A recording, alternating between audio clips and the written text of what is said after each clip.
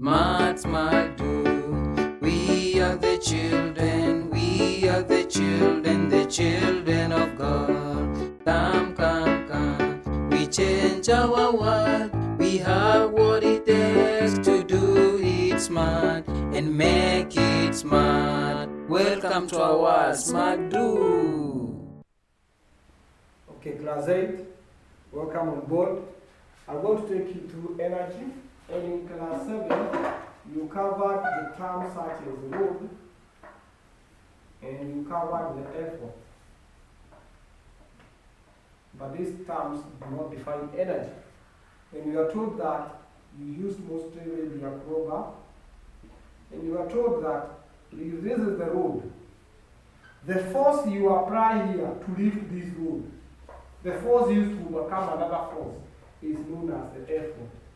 Force used to overcome another force. Then from there, you are told that road is the force to be overcome. Why are we putting the effort to lift the road? Force to be overcome.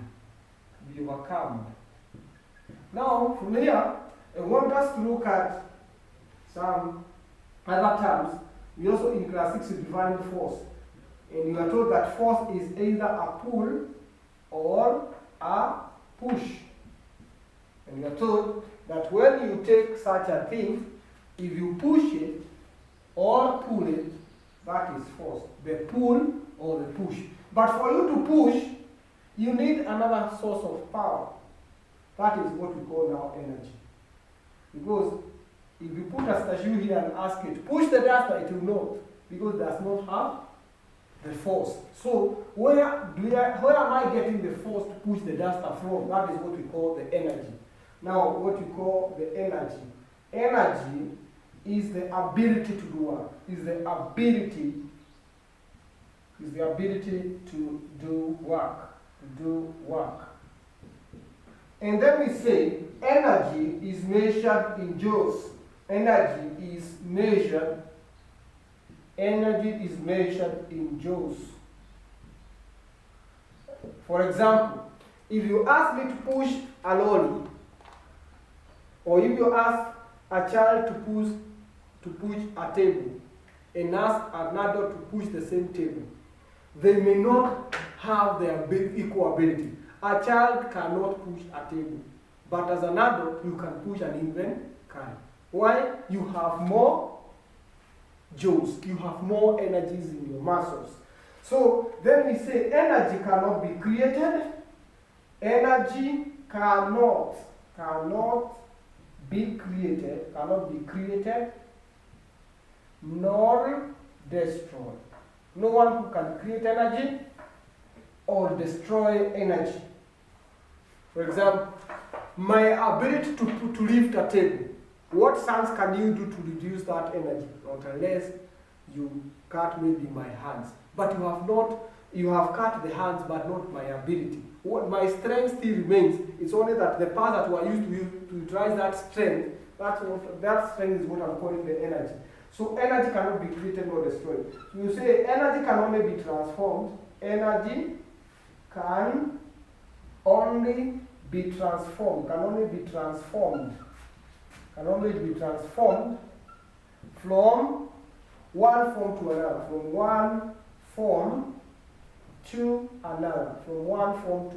You can change energy from one form. For example, does this battery have energy? Yes. Are you able to tell that this energy is that strong? But wait until you connect the wires and see the amount of light it will produce. That's the time you tell, hey, it had much energy. That's what we call, at times people use the word power. But that is not now, that is energy stored. It has stored energy here. And therefore, I want to take you now to what we call kinds of energy. There are only two kinds of energy.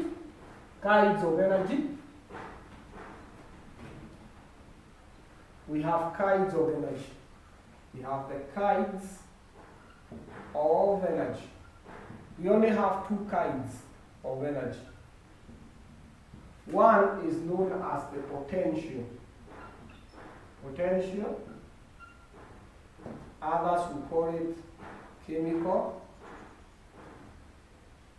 Others will call it stored energy. All these words are used to define this term, energy. And the next one is known as kinetic energy. Kinetic energy.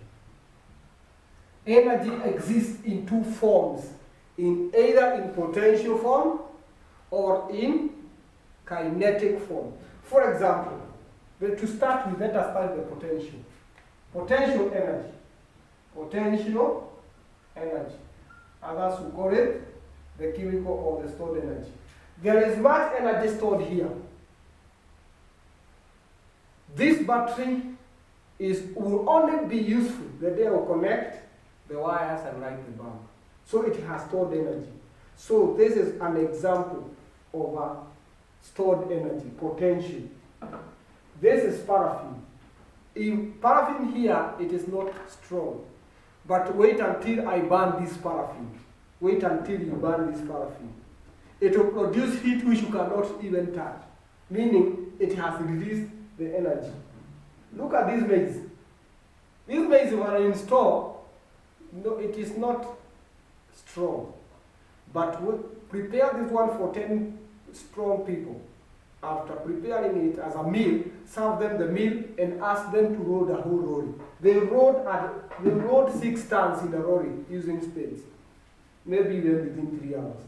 How comes they're able to load 3 tons, 10 people, and even their weight, if added, cannot get that? They get the energy that they took from this. That's why we eat. And anytime the energy level goes down, we go back to a meal to energize ourselves. So these ones have energies.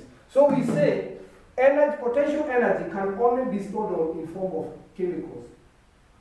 For example, why is this one producing electricity while this one is not producing electricity? Both of them are solids, but of different chemicals. The chemical stored here has ability to store electricity, but this chemical cannot store electricity.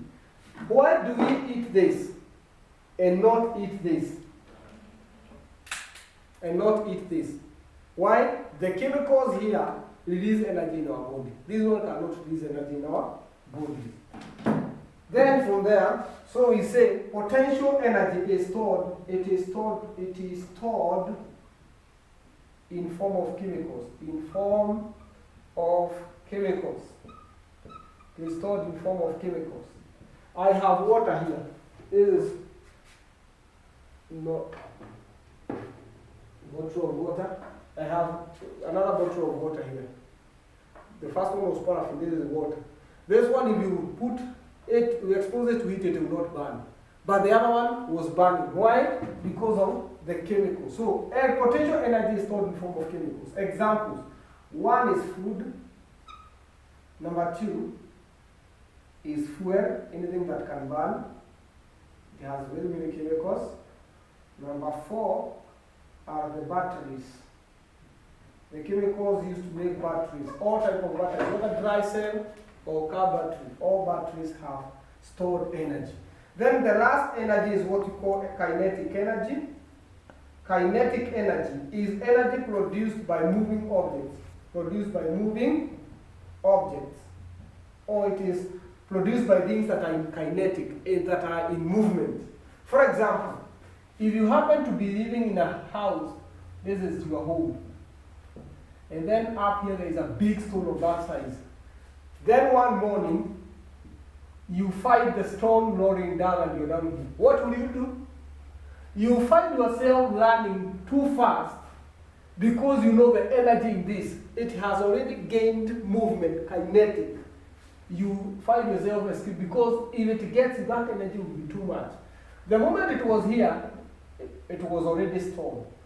But now the moment it is released, we say it is in motion, it is in kinetic. Another example, this is your home, this is a big dam, you have your house here.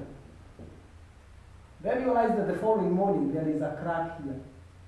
You start telling people, let us vacate this home, because if this dam happened to break, I will be in danger. So you can see, already you can see the potential, the energy that the water has stored. This water is too heavy. It will cause great damage. At this point, it is potential. That's why every time you wake up in the morning, if this dam is likely to break, I will be in danger. The day it breaks, then you see the water flowing. We will say the water has gained kinetism. Kinetic is in motion. If you see someone holding an arrow this way, an arrow in the earth, this is the bow, and then there is an arrow here. Then someone directs it to you. You find yourself hiding and that's begging for one more chance to live. Please don't release, because you can see the potential stored at that time. The moment it is released, it gains kinetism. So flowing water is kinetic. Water in a dam, potential. Stone on a hill, potential. Once it lands, it is rolling, kinetic. A ball in the air, now you can guess. Otherwise, read more from the notes. Thank you for listening and have a good day.